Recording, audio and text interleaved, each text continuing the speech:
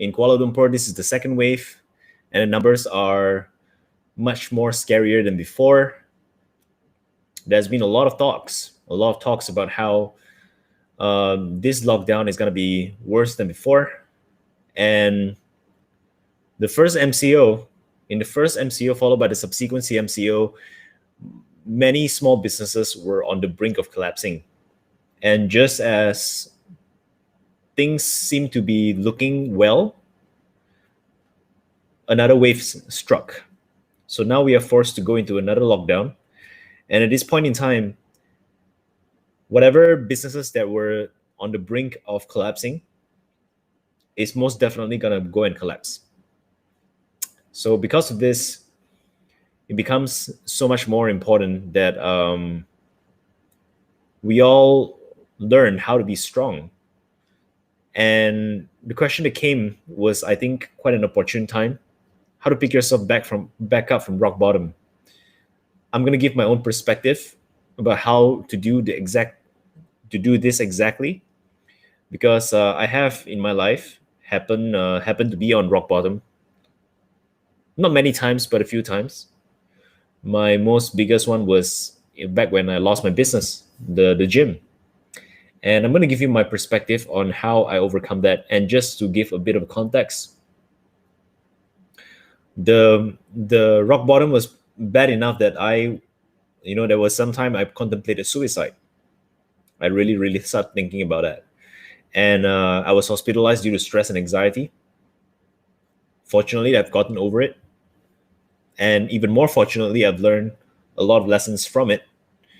And as a result of the lessons that I learned during those times, I managed to go online, create a digital business for myself, which lasted until now, and doing pretty well.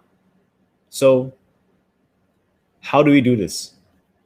Well, I'm gonna go free flow here. There's no step-by-step process, but rather than tell you step by step, I recognize that telling you what to do isn't gonna do much thing for you. Isn't gonna do much for you. Rather than what to do when you feel that you've hit rock bottom, I think it's much more important to understand how to see things from a different perspective. How do you see things from a different perspective? I think that's significantly much more important than what do you do to pick yourself back up from rock bottom. So I'm going to give you my first perspective on this, and that first perspective is simply this: there is no such thing as rock bottom. And I can already hear some of you saying, well, Felix, you don't know what you're talking about. How can there be no such thing as rock bottom? I am in rock bottom right now. Well, no. You got to understand. The time of your life where you have the least amount of things were the moment you were first born. Isn't it so? In the first minute that you were born, you have the least amount of material possession or anything at all in the face of the earth in your entire lifetime. A few more seconds after that, your mother's love grew, and even if you don't have any material possession, at the very least, you have the love of your family. You have the care of your family. You have someone to provide.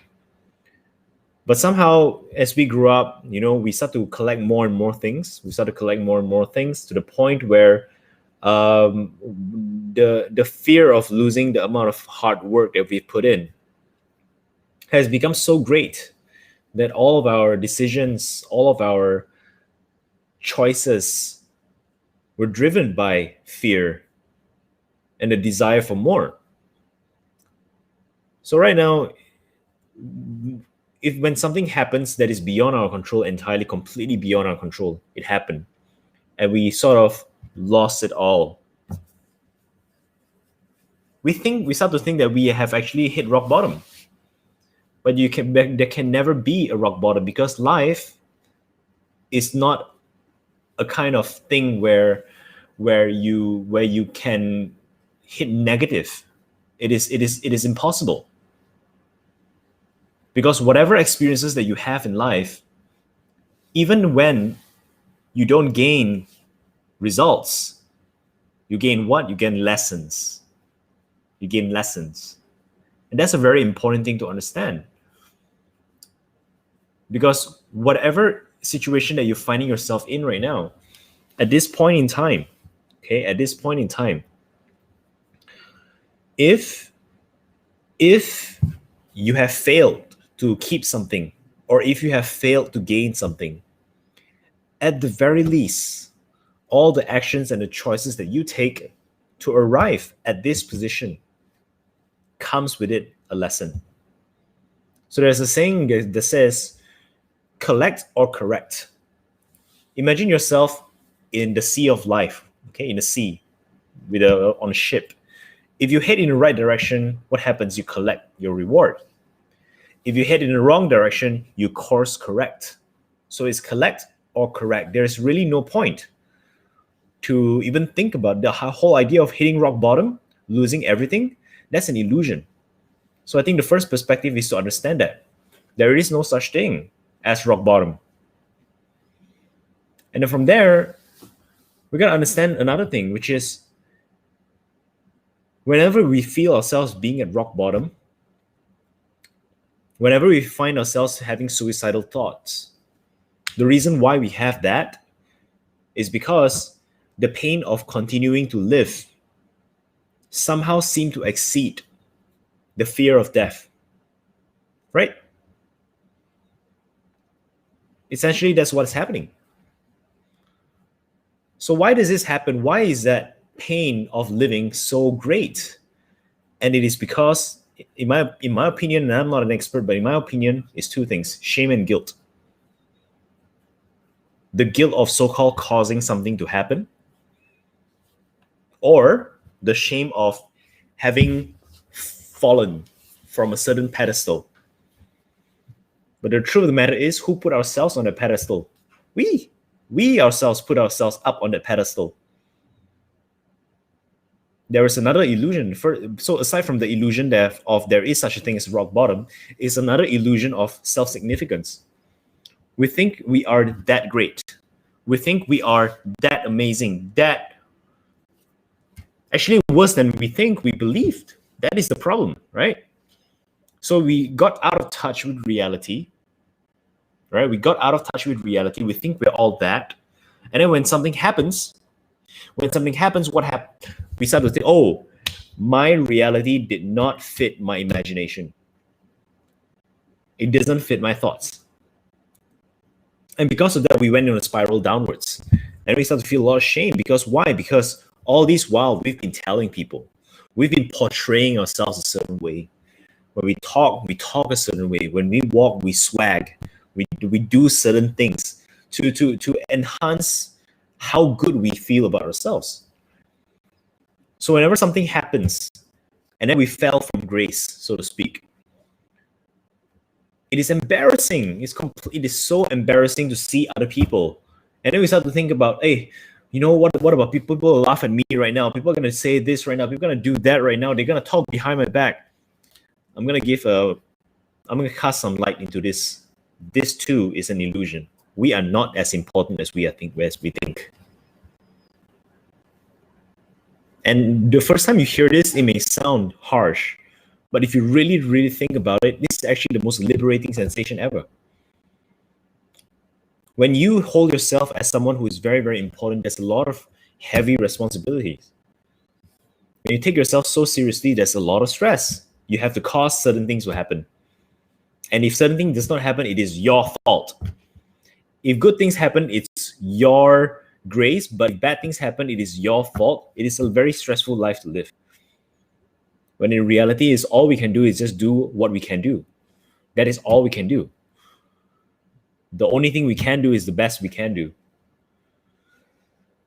So thinking that we are all that doesn't really work, which leads to another illusion. We think that other people is going to talk about us. We think that our failure is occupying the minds of other people. That's not true. Let me tell you a secret. Most people are so concerned with their own shit, they can't pay attention to your shit. And for the people who does pay attention to your stuff, to your failures and your problems, hey, they're not doing so well themselves. because they are not paying attention to their own life. The ones who you respect, the ones who you don't want to let down, the ones who you don't want to let down, the ones that you look up to, those people, they're too busy minding their own bloody business to think about your business. So this whole thing about shame and guilt and feeling shitty because you feel embarrassed, can't see other people, can't face other people, that doesn't exist. It all happens in your mind. There is no such thing as failure. There is only feedback. And it is your mind that is making it mean something that it really is. Fact, you failed. But whether or not it means you're going to fail for the rest of your life, that's entirely up to you. That's entirely up to you. It doesn't require on anybody else. It doesn't rely on anybody else except you. And here's the worst part. The worse you feel about this situation, the longer you're going to stay in the breakdown. Every day that you are staying in this breakdown, every day that you feel you're not worthy and you're not enough and you're not good enough and you're not smart enough, every day that you're wallowing in your own failure, you're only prolonging your pain. It is needlessly prolonging your pain. There's no point to doing so. You tried something yesterday, it didn't work. Or maybe a year ago, it didn't work. It's fine. It is time to move on. It is seriously time to move on. So how do you pick yourself back up from rock bottom? Just pick yourself back up. Don't take yourself so seriously. Take your work seriously. Take your job seriously. Take people seriously. Take your relationship seriously. But don't take yourself so seriously. Think lightly of yourself, but deeply of the world. This does not mean that you don't think you're good enough. No. If you think lightly of yourself, or if you do nothing of yourself, what will it give you? You'll be very courageous. You'll be willing to try everything. There is no fear of failure. Ultimately, right nowadays, so many people are so afraid of survival, but ultimately, what they are afraid of is losing their lifestyle, that's all. Isn't it so? The only thing that people are afraid of is losing their lifestyle. It is not so much on survival. Truth be told, even if you're forced to live on the streets, can you live? You're still alive. But it is the pain and the shame of having fallen from grace. That is what most people are so afraid of. I'm going to tell you another secret. It's an open secret. Elon Musk once lived $1 per month back in his college years. And he said that when you realize that you can live on $1 a week or $1 a month, there is nothing that you wouldn't dare to do. That's why he is who he is today. So in other words, all of these talk about survival, all of these talk about rock bottom, all of this is just ego. To be honest, it's just ego. When you think lightly of yourself, you don't take yourself so seriously. You take everything else seriously, but if you don't take yourself so seriously, this wouldn't happen. You wouldn't feel so shameful. If you're not attaching your identity to your materialistic wealth, there is no such thing as rock bottom. Because no matter how bad you fell, it's not even gonna hurt.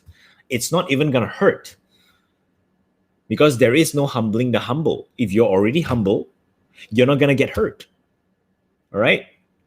So that is how you pick yourself back up from rock bottom. You just pick yourself back up. It is not so much on how to do certain things, but your perspective.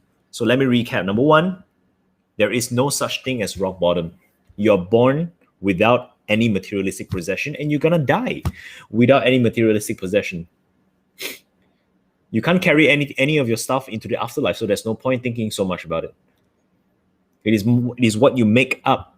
What you make of the time that you have on this earth that matters the most. Number two, don't think so highly of yourself. Take yourself lightly. Have fun. Be humorous. Understand that the only thing which is at stake isn't your survival, but your pride. That is the only thing that is at stake. And if you're already humble, there is no humbling you even further. You have, if energy is an ammunition, you have unlimited ammunition. If effort is an ammunition, you have unlimited ammunition. Why are you complaining that you don't have enough ammunition? You can keep going again, again, again, again, again. And when things don't work, it shouldn't even hurt. Because in the first place, you're just doing your best. And if what you're doing your best does not work, it doesn't mean anything. It just means that you need to improve. The only thing that means anything is what you make of it. So there is no point to be at the rock bottom. And finally, the longer you stay here, the longer you indulge. I use the word indulge because self-pity is indulgence. Feeling of shame and guilt is indulgence. The longer you stay in this situation, the worse it's gonna get. Or at the very most, the best case scenario, you're just prolonging your suffering. And after that, you're gonna return back to normal. So there's no point to think so much about it. Start taking action. Start doing something about your life. Don't settle for things that you're not happy about. If you're not happy about anything, do something about it. There's no point talking about it. There's no point complaining about it. Take action. All right? And with that being said, if you like what I just shared with you guys, say something. Comment, like. Let me hear, make some noise. And then I know that that I'm on the right track, that I'm doing the right stuff, that I'm serving you guys. That matters most to me. So coming back to the journal, we're gonna now do some reflection about how the day has begun, how the day has ended. What are you feeling right now? For me, I'm feeling pretty annoyed because my whole body has been itching, and it's being managed somewhat, but it is still itching. I really, really suspect my cat is the issue here. So I decided to put her away for a 1-week vacation. And I'm also going to do some tests this coming week to see what's happening. And I'm making good progress. I feel that I'm making more narrow down what is it exactly that I want, what kind of service I want to provide. Because this kind of stuff that I talk about, I'm good at it. And I think I can serve people the most when people are feeling down. The question is, like, how do I package it into a service? So that's something that, if let's say any of you are willing to give some pointers, I would love to hear. And my intentions for today, one brand for all my solutions. I'm meeting my mentors later on at 8 p.m. I'm going to ask them, how can I consolidate all of my solutions into one brand? After this, I'm going to have my dinner, followed by I'm going to shoot a video for my journaling practice. And I'm going to ask my mentors as well for the message. And that is that. That is that, guys.